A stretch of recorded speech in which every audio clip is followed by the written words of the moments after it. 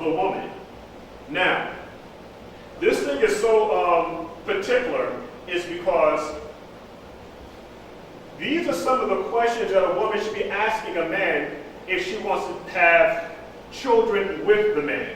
She needs to know, has the man ever had any sexually transmitted diseases before? And a lot of times when we look at now the whole Betula process, not the Betula, but the Ketubah process, where the man is now having this courtship with the woman, these are some of the questions that she should be asking the man. Have you ever had any sexually transmitted diseases before?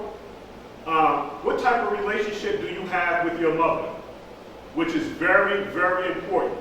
If you're dealing with a man, okay, or you're in the process of wanting to be with a man, you need to ask the man what type of relationship does he have with his mother. Because a lot of time, not all the time, if the brother has a problem with his mother and his aunts, you know, he might have a problem with you. I'm going to say, because he's just with you because he's excited. I use that word. He just wants to be with you because he likes what he sees. So again, when two people come together and we're talking about this seed and we're talking about blood type, you need to also make sure whether or not you and the person are compatible. What is your blood type? Have you ever had a sexually transmitted disease before? And the same thing with the men. When we're dealing with women, we need to ask, because every man has his own germ, his own seed. How many men have you been with? Because whether women want to believe it or not, every single time you have intercourse with a man, your body is a computer. It's like a CPU, a central processing unit. Every single time that you have relations with a man, your body has a memory. It has a memory.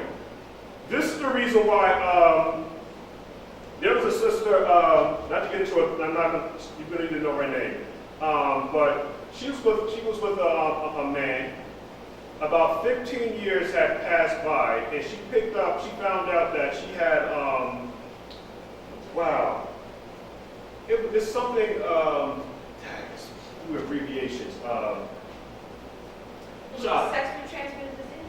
Yeah, but it doesn't show up until like later on down the line, and a man can actually give this woman this, HPV. HPV, that's what it is. HPV. So, I'm here trying to protect everybody, both the man and the woman. So it won't look like now I'm just picking on women. What I'm saying is that just like the man has to be careful, the woman has to be careful. I need to know your background. I need to know that because I want to produce children with you. And I don't want to produce any 48 chromosome children or 47 chromosome children. You know, we're looking now for all of our children now to have all of their fingers and all their toes, because again, there is a problem or a situation where there can be an issue, and being Rh negative and Rh positive can be a problem. It can be. Now, we have now Mary being a virgin, never knowing a man before. The Father now is going to use Mary now to be this vessel. Okay, so we now have a pure bloodline. So the blood of the Mashiyach is a pure, his blood is pure, it's untainted in every sense of the word. When you look up the word perfect, as in the book of Genesis, the 6th chapter, when we talk about Noah being perfect, the same word for perfect is the same word that they use for the red heifer for being perfect. Because we're talking about now removing the sins. So now, again, I'm not saying that because I don't even know my blood type.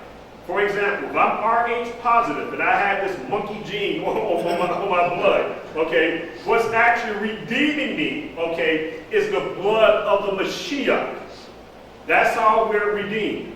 But again, not everybody can be redeemed, or salvation can't be towards everybody, because again, Israel never got rid of those nations that the Father said to get rid of. So we still have some of these people amongst us today. So I just tell everybody, whoever's in courtship, and you know, whatever that you're doing, just try to make sure that you know what you're getting yourself involved with, all right? Just because he's tall, dark, and handsome, that's, you know, there might be something else that you need to look at. And just because she's built like an hourglass, you know what, we need to know what else is going on inside of her, all right? So, Mr. Ricard, that's what I have for today's lesson. and we'll pick it back up. I just wanted to show, before we get into scripture, with Dawood and Shaul, it gets a whole lot more.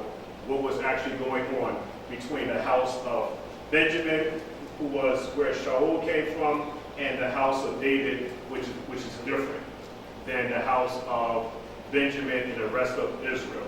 It gets real interesting. We're going to dissect that with a fine-tooth comb. All right, Mishra, so that's what we have. And again, this was asked me before. I am not saying if you're RH positive that you came from a monkey. That's not what I'm saying. All right? So that's all I have today, Mr. God.